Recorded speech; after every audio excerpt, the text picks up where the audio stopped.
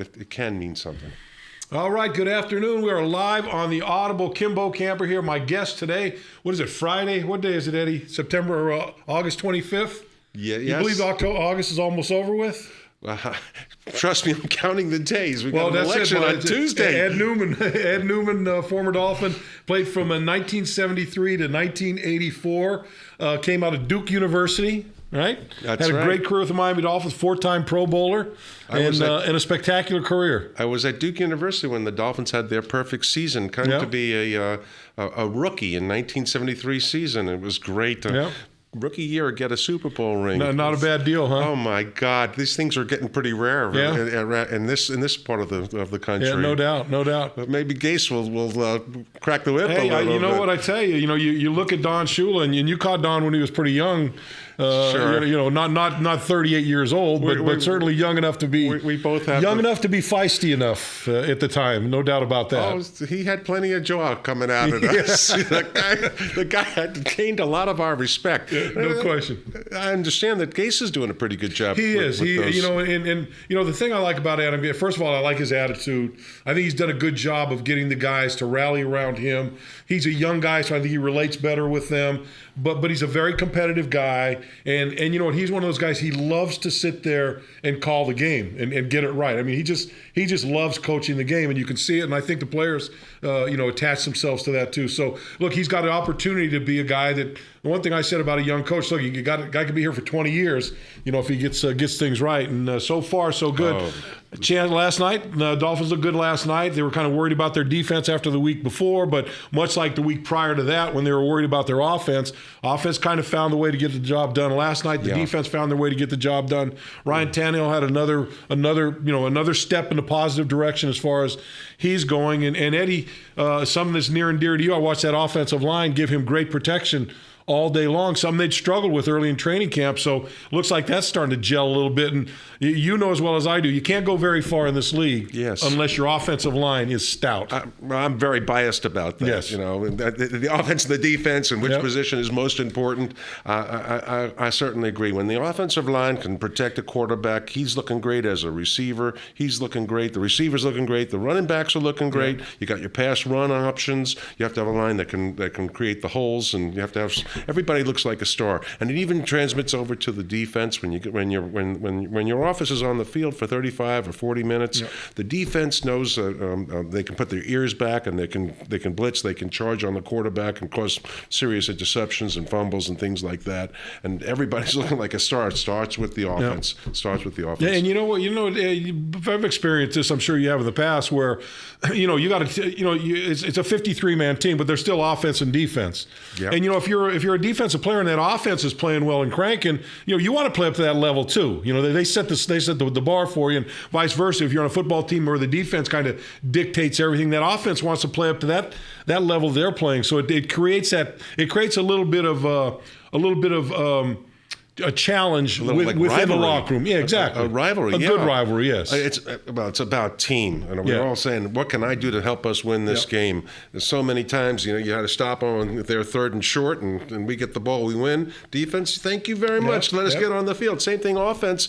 We only need that first down. I pull that belt as tight as I can, and guys like Kupchenberg and Langer and Little and Eric Laxo and all the other great offensive John Giesler, all those guys. Amazing good friends.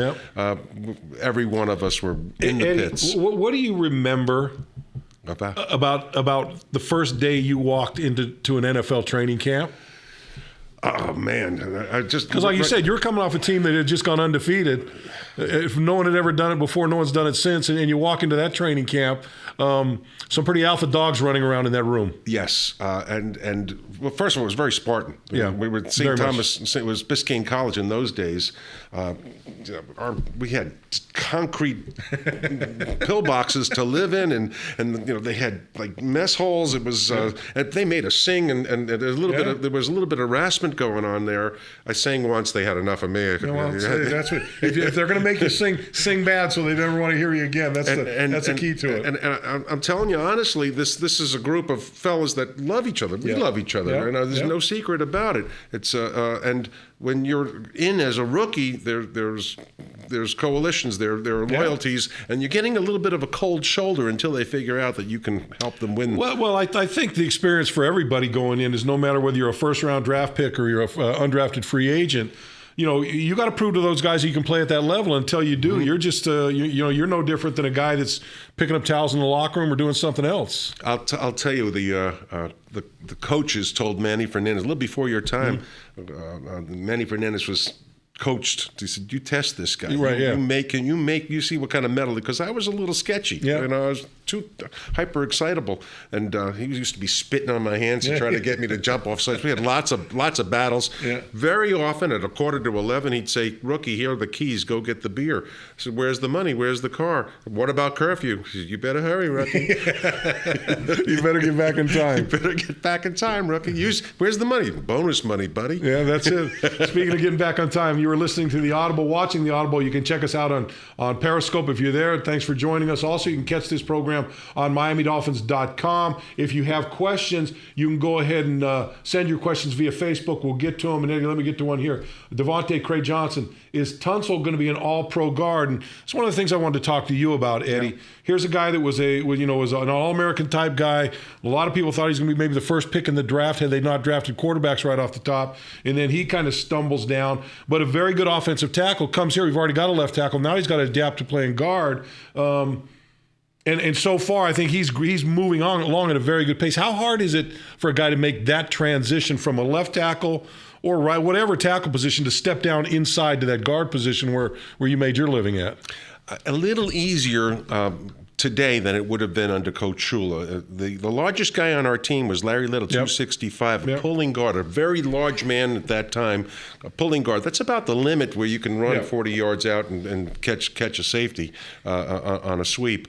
The play today is much more pass protection and straight ahead blocking. We do have some short traps. So the question is how much are they going to rely on that? And that's where talent comes in. Tunsil has that ability to do a short trap or even a sweep that creates a tremendous amount of versatility. But a man over 300 pounds pulling ahead of a running back, that's a lot to ask for a big guy. It's funny, Eddie, because you look at Laramie right there, and you remember when some of the players, the guys now that are 300 pounds, they're not the 300 pounders we played against. Now those guys are 10% body fat. Back then a guy was 300 pounds, he was a fat slob, and you'd kind of run around him and do what you want to do. But these guys now are athletic. Wouldn't you be able to kick his ass? Yes, I would at some point. Yes, I know. I think he was. If I was 21, 22. I know. In our time, we were great. 22 years ago, we were great. But I'll tell you this. But watching, the one thing that doesn't. One reason I don't worry about Laramie Tunsil moving to a guard is because he's a football player. There are certain guys that can play a position, but they're not very good at anything else. He's a football player. I think this is a guy, you could stick him in a defensive tackle position. He'd find a way to make it work and be able to be effective for you. I like his athleticism. Yep. He's got very good balance and very good upper strength. He got those vice grip hands, too, that you like to see. Yes. And he's got a good sense of communication with his teammates. I like also the Gase is making his offensive line versatile. We just had a problem with Pouncey, and you got to switch people in and out, and you can't have a situation where there's no one playing to snap the ball or run as guard. Eric asks Ed, he says, Ed, is it a difficult transition to go from tackle to guard or vice versa? Now, you stayed at guard during your career, yes, but while you were there, you had Kuchenberg jumped out to tackle. You had different guys at different times. Sure. Cooch, I think, played 3 or 4 different positions along the offensive line, and so you've been around guys that have made that transition, had to from guard to tackle to guard. What's the most difficult thing to acquire making that move?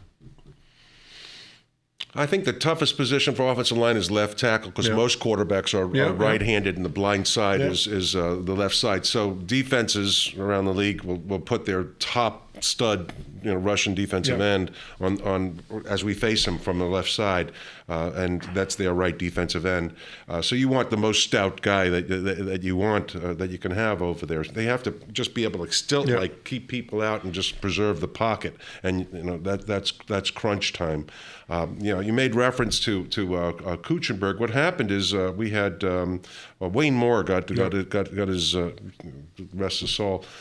He got his knee hurt a little bit, and He was out injured reserve, and Coach Shula and I think it was John Sandusky at the time said, okay, our very best, most knowledgeable left tackle would be Kuchenberg, Bob Kuchenberg, selflessly, and he had an All-Pro year. He did. He had an All-Pro year, so he made the transition, and he's kind of a squatty body and an exceptional, Hall of Fame type of player. Well, that's the other thing. I look at Kuch, and here's a guy that was a Pro Bowler, a tackle guard, both guards, I believe, 3 different positions, and why he's not in the Hall of Fame is beyond me. Well, that's another story. So he moved over to left tackle, and I was the left guard for a little while. So I had my own transition after the NFL expansion. Tampa came on board, and Seattle came on board, and Norm Evans, one of our greats from the early years, went over to Seattle, and they asked Larry Little to transition to right tackle, and he played a year and a half at the right tackle position, and it was the same situation. Hall of Famer, that's why the team was so great. Yeah. We had the versatility and people could step up. But you're talking about guys there that were free agents, not drafted guys that came in, figured it out, and learned how to play the game and played at a high level because of, quite frankly, because they didn't give you an option not to play at a high level back then. And quite frankly, to me, Eddie, I think there are some teams that are a little hesitant to put the bar at a different level for guys, and force them to get there. Where I think back in our day, back during our career, I think that was the norm around the National Football League. They just expected you to get up to that level. If not, then they found someone to come in and take your spot. I would differ just in the sense that the Shula teams did that more than or better than other teams. That's why we went to the crest. I personally had the very high standard of Larry Little and Bob Kuchenberg, and I so desired to be the starter, to be a star. Every one of their metrics. I could jump higher, I could run faster, I would lift more weights, I would make fewer mistakes. It came down to experience. And Coach Shula said, I can't take these guys off. So, and the team was just wonderfully cohesive, and a pleasure to be with those guys. The coaches, Monty Clark used to walk me in every practice and say, you got to do a little better and raise that bar like you're talking about. Yeah, they're always putting it out there. Hey, Eddie, you look at the game now. The game's changed so dramatically, and I think it's no more dramatic than when you look in the secondary. The pass the rules for a defensive back and what they can and can't do makes it very difficult on their side. But offensively, it's changed from a line standpoint. Back when in the 70s, 80s, a lot of that trap blocking, a lot of different things like that. To me, a lot more technical at the line of scrimmage from an offensive lineman. Now they run that zone where they just kind of stretch it out, and the running back's kind of biding his time, looking for a hole, whether it's a front side hole, an at the hole or a backside hole, and look for those 3 spots and take advantage of what's there. It's kind of just get them out there, stretch, and look for someone to break down and then make your play off of that. Yeah, I see that the running backs have an instinct. It's amazing. Sometimes they feint where they're going to go on the outside, and they draw the defensive protector to the outside, and then they cut and take the seam. But it's still the same. One thing is constant. If you got the legs to pound the drive, you got to get that guy 4 or 5 inches off the line of scrimmage. If you can do that, then you hope your running back's got some skinny hips, they can slip through that crack, and then they're going for goal line. Yeah, we'd like to see a little bit more of that for the Dolphins going on. But, you look at the game last night, Ryan Tannehill got great protection. You'd like to see Arian Foster and the running back Jay Ajayi and those guys get going a little more. Isaiah Pede. I'd like to get that offensive line firing off a little bit more. But I think they've been working so much. That's a little weak. They've been working so much on their pass protection, I believe, that now they've got to put that same effort into their run game and get that going. Some other guys have played well. Rashad Jones played well. Cam Wake came back from the Achilles. He played well, and Ndamukong Suh injured his ankle. I don't think it's very telling. I don't think it's going to be a big problem for him. He's not going to play. Wasn't going to play next week anyway. And I'm looking at guys that kind of jump out at you. This kid 73, Julius Wormsley, defensive tackle, has been making a lot of plays out there. So there's some guys out there that are really doing some good stuff on defense, and I think we need a little bit more of that. You're watching the Audible here on Facebook. You're also catching us on Periscope. You're catching us on MiamiDolphins.com. You can go ahead and send your questions in via Facebook, and we'll get to some of those. So let's go ahead and do that right now. Bob Leonard, do we have any linebackers that can make a tackle for a loss? We'll see. You got three guys in there that haven't played with each other, trying to get used to each other and doing that whole thing. Cole Messi looks healthy right now. If he can stay healthy, I think he's a guy that can make some plays. But somehow Kiko Alonso, the kid that they brought down from Pittsburgh, Philadelphia, has to figure out how to be an effective player in this defense, Ed. And sometimes times will tell. And as you know, you get cooperation with your defensive lineman. You can get that defensive lineman to just grab a little bit of a shoulder pad, and there's a blitz inside for the linebacker. Yeah. So it takes some coordination, and there's getting used to each other, and that's practice and experience. Knuckleheads are coming out today. Gabriel Rodriguez. It always amazes me when people make a comment like this. The Finns couldn't beat the Canes right now. That's maybe the most ignorant thing I ever hear from anybody that claims to be a football fan, that an NFL team can't beat a college team. I don't care who it is. It's one of the most absurd and most idiotic things, but I hear it from guys all the time. So fans will say anything, but you can trust me that the pro level is a couple of notches up. It's funny because I've talked with the Canes probably going to have two guys who are going to get drafted. Yeah, but the Dolphins have all guys that are playing in the professional, playing professional football. So every college team has one or two superstars. Yeah. Every pro team has all of those superstars. Right. And I remember coming to Miami from Duke University. I said, "Man, I'm King Kong." Yeah. I thought and I ran into a guy named Vern Denneherter, and he almost made me retire on the first inning practice. No, it's funny because I've seen guys that get drafted over the course of by doing TV and doing interviews, and it always gets me these. Talk to these college guys, I'm going to go in, I'm going to do this and that. And I just kind of back my head, I'm going, okay, it's not going to be as easy as you think. You may do all those things, but it's not going to come as easily as you think when you step into that training camp. That's why the knuckleheads aren't coaches. They don't know what they're doing. That's right. All right, here was one. What aspects of football helped you as a judge? Now, before you answer that question, let's get to that a little bit, Ed. You're a judge in Miami, a county court judge in Miami for how many years now, 12? No, are you kidding? 21 years. 20. Oh my gosh. Reverse those numbers. Yeah, I've gotten 1995. You know what, Eddie? I'm gonna tell you the truth. I've gotten very conservative because usually when I'll go, that was only 2 or 3 years ago, and you go, no, that wasn't. It was 10 or 11 years ago. Time goes so fast, you kind of lose track there. So it's interesting. So I'm always askew when it comes to that. I came to this studio from a place, Biltmore Hotel in Coral Gables. Yep. They had a Cuban American Bar Association lunch, and the judges had a chance to speak to the people. And one of the questions that was asked was, tell us about techniques of administration to keep an efficient courtroom. So I wanted to tell them about Coach Shula and how much of what happens. How much you drew from that, right? How much you draw from that. And the same things can be applied. Lawyers, be on time, be prepared, practice, know what you're doing, make no mental mistakes. Be firm, have plans, just think it out. And in the administration of it, I have a wonderful situation with a great man. Tony Nathan is like a saint, a former teammate of ours, for those that don't know. What a wonderful guy, nice man, works so well with the people. The flow of the courtroom goes like a peach. Everything's logical, everything is friendly, everything is perfectly explained. It's a very friendly court, and things are done professionally. It's a very unique relationship that you have with Tony Nathan. We're really teammates forever. It is. That's amazing. It's amazing. Ed, you got your law degree while you were playing with the Miami Dolphins. You went to law school at night at the University of Miami. How tough was that to manage law school and playing football for under Don Shula? I'm going to tell a little secret. Actually, just before I made that decision, I was in business with Kim. That's right. We had the Naughty Dolphin, and I also had another gem. But as an absentee, those things are pretty hard tough. And you need to set like a soft mattress for after your football days were over.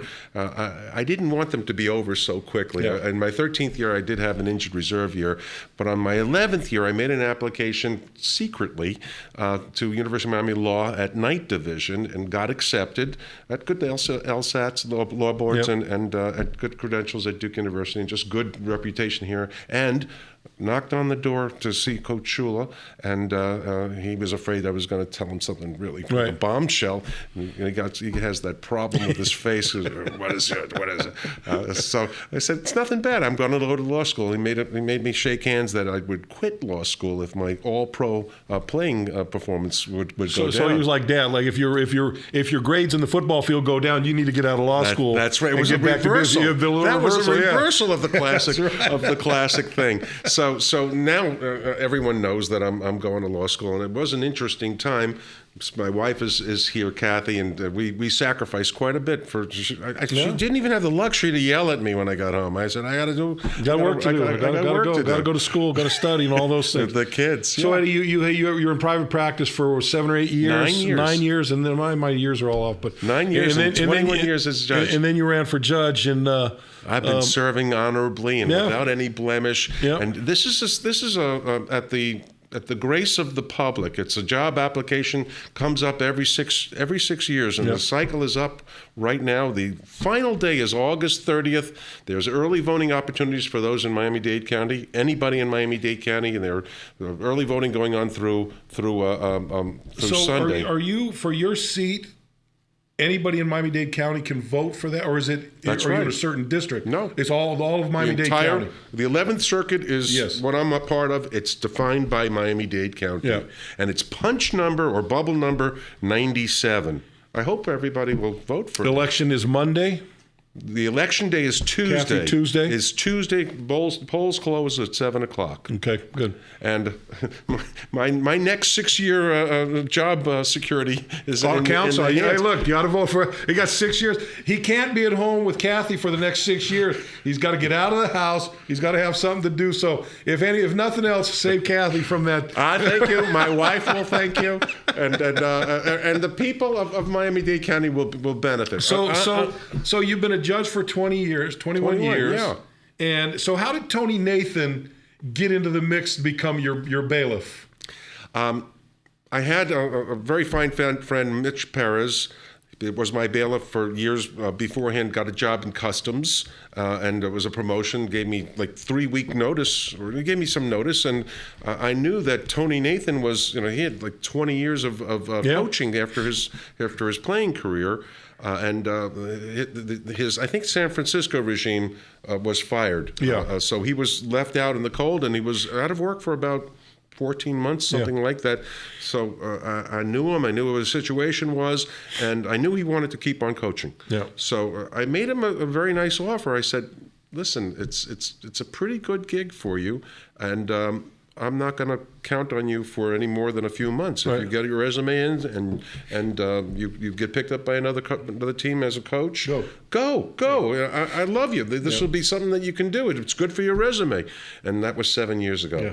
And he was going, "I don't know anything about the law. I thought I would be on like a defendant, a criminal or something before I would be a bailiff." He expected to be in front of you, not next to you. That's right. And he's such a gem of a guy. He's best. What a wonderful man. I talked to Tony because Tony was going to come in with you, and he was heading to go out to Dallas to sign for a book signing. I said, "Tony, you're on a whirlwind book signing tour now. You can't even come in and do the show for us." But I'm so happy for him. He did the movie. I don't know if anyone saw the movie Woodlawn. A great movie about Tony growing up in very Alabama and University of Alabama and the segregation back in his days. That's right. My favorite part of that book is his wife Johnny in that movie. Yeah, that's my favorite part of the movie. She was kind of a tough girl. Yeah, no doubt. I didn't know some of the intimate parts of that story. It was an inspiring story. It was very good stuff.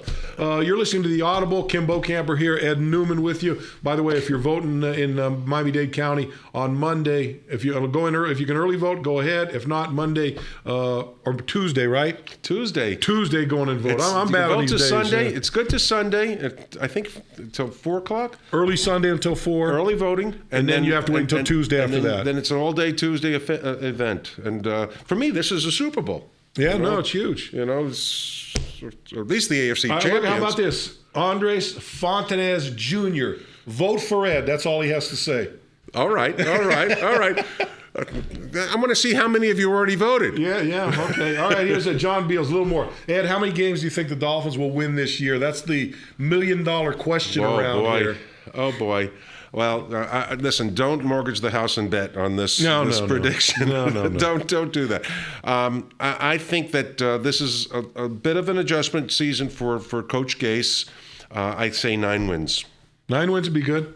I'd be very happy with that. I would take 9 wins. I was very happy with the way they played last night. I thought we starting to see the personality of that offense.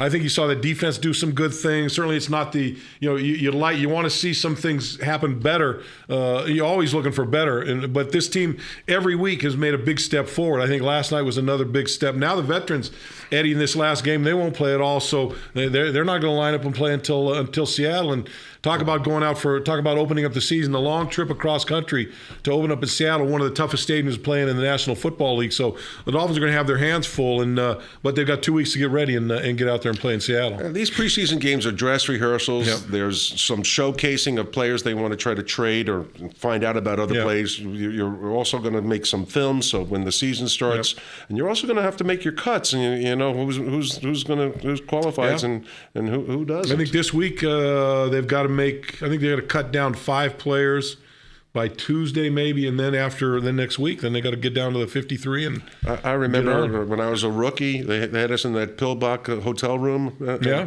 I think you remember that, and I made the club, and I kept on staying in that room. Yeah. And they said, "You got to leave now." Well, where am I going to go? I said, "I didn't know the town. Yeah, we're going to go. Where can I go?" So they sent me where other players were living. Over to Carmel Apartments. Did that send you over there? No, in those days it was in Miami. Yeah. It was so the one that made it for me was they had a pool with the girls with the best bikinis. There you go. That was the standard of the best place. But if it weren't for my living there, I ultimately met my wife, Kathy. I tell you, it's funny. When I was the same way. I didn't know any. I just knew Miami, right? But I knew nothing about Miami. And I was staying at the same place, staying at the Biscayne Sheraton, the Biscayne Hilton we used to call it over there. It's a Spartan place. And I remember there was a buddy of mine came out to visit me, and he said, "Let's go out." And I said, "Okay." We didn't have a car or anything. So we walked from Biscayne College, if you remember that. Yeah. We walked down the Palmetto to 27th Avenue and made a right and started walking towards Opelika. And that's what we thought. That's all I knew of Miami. And we're walking. The guy goes, "Well, where are the clubs at? Where are the clubs? Where's the beach?" I go, "I don't know. It's around here somewhere." Meanwhile, we're walking down Alibaba Boulevard or somewhere, not knowing what the heck was going on. They used to give us Thursday nights off. Yeah. So I had no car, and all the veterans went out. Yeah. Right across the street was a drive-in movie. Yeah. How about this for unbelievable? I'm sitting at the chain link fence, looking through at the movie theater, listening. That's lonely. That's lonely in hard times. Everyone's going, everyone thinks, how glamorous is you're playing in the National Football League. Meanwhile, you're squeezing between a chain link fence so you can catch a Disney Channel or a Disney movie or something, right? We're talking. When was the last time anyone went to a drive-in movie? No, it's been a while. Eddie, it's certainly been a pleasure having you, man. Wish you the best of luck in your election. 21 years, and let's try to make it 27 here, and then you can worry about that after that. I want to say something to the fans. Fans, this is a great Miami Dolphin franchise, and you ought to support them. You were the 12th men when we were playing. You're still the 12th man on the field every time. You guys are the greatest, and we're all doing it for you. No doubt. And I tell you what, each and every one of those fans, we've been to the playoffs one time in the last 12 years. But I tell you what, you talk about someone jonesing for something. I mean, this community is, I know this though, when this football team, and I'm not saying if, when this football team gets back to the playoffs on a regular basis, I don't think this football team is going to realize how many fans they have in this town. Right now, there's a lot of people undercover, but believe me, when the Dolphins get there. I'll talk to the players too. You can win or you can lose. Winning's better. No doubt about it. Doubt about it. I always said, football is great. Football's not fun. Winning is fun. Winning is what makes football fun because it's a tough way to make a living. We had a lot of fun, Kim. Yeah, well, no doubt had a lot about of fun. that. Yeah, I could tell some stories, but we don't have time for it right now. I was going to tell a story about one of your parties over at your house, and but I'll leave that and leave that nickname out because I'll wait until you get elected again. Then I'll let everyone know what the nickname is. All right, Eddie? Sure. Always a pleasure. Ed Newman with you. I'm Kim Bokamper. This has been the Audible. We'll see you Monday at 4:30 right here. We'll see you then. Good night, everybody. All right. This is fun.